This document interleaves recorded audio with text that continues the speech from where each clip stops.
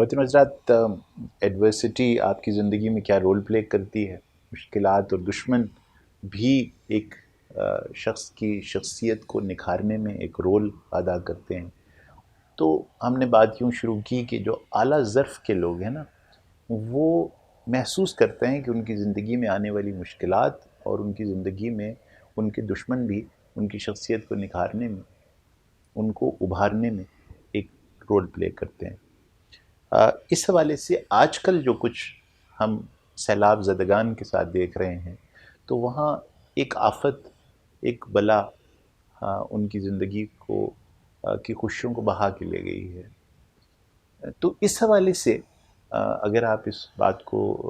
ایک ایسے شخص سے کرنے کی کوشش کریں جس کا سب کچھ سیلاب بہا کے لے گیا ہے، اور وہ ایک اجڑا ہوا شخص ہے، کہ یہ تمہاری زندگی میں کوئی آسانیاں پیدا کر دے گی یہ کیفیت، تو شاید وہ بہت ناگوار نگاہوں سے مجھے دیکھے گا۔ اور اگر آپ بھی ایسی کوئی بات کسی شخص سے اس وقت کریں تو شاید وہ بہت برا محسوس کرے گا۔ لیکن یہ بات طے ہے کہ بلائیں، تکلیفیں اور یہ جو کچھ ٹیسٹس جن میں سے ان کروڑوں لوگوں کو گزارا جا رہا ہے اس وقت، اس کے بعد اگر کوئی سبق سیکھ لیں ہم، تو پھر جو تبدیلیاں پیدا ہوں گی جو ان لوگوں کی زندگی میں بھی جو اس وقت پانی میں گھرے ہوئے ہیں، ہمارے سیلاب زدگان بھائی اور بہنیں،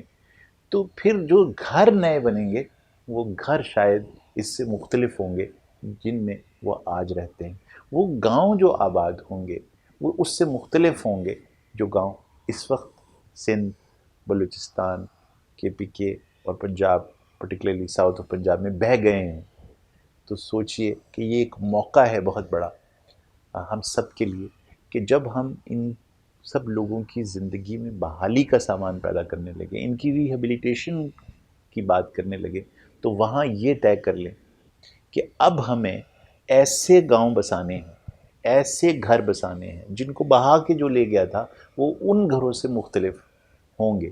تو اس طرح سے وہ مشکل جو آئی تھی، جو ان کا سب سامان، ان کے مویشی، ان کے پیارے ان سے جدا کر کے لے گئی، وہ تبدیل کر دیں گے اس گاؤں کی پوری حیت کو، ان کے رہن سہن کو تبدیل کر دیں گے۔ تو اب جو نیا گاؤں ہے اس کے اندر ایک میدان بھی ہوگا، اس کے اندر ہر گھر کے اندر ایک درخت بھی ہوگا، اس میں کچھ سبزیاں اگانے کی جگہ بھی ہوگی، وہاں ایک صاف ستھرا باتھ روم بھی ہوگا، اس گھر کو ایک ایستھیٹکلی خوبصورت جگہ بھی بنایا جا سکتا ہے۔ یہ وہ اسسٹنس ہے جو ریہیبلیٹیشن کے ساتھ ساتھ ہمیں اپنے بھائیوں اور بہنوں کو پہنچانی ہے، کہ کس طرح سے ایک گاؤں کی وہ ٹریڈیشنل خوبصورتی جو ہمارے خوابوں میں آتی ہے اس کو دوبارہ سے ریسٹور کرنے کی ضرورت ہے۔ مجھے یار آپ کو پتہ ہے کہ ہم نے پچھلے 40-50 سال میں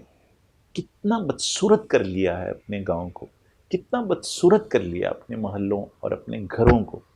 تو یہ موقع ہے کہ اب جب سب کچھ بہہ گیا ہے تو اب جب دوبارہ گھر بنائیں تو وہ خوبصورتی اور حسن جو اس علاقے کا خاصا رہا ہے، جس کو دنیا دیکھنے آتی رہی ہے، وہ ہم بحال کر سکیں۔ ان گھروں میں، ان محلوں میں،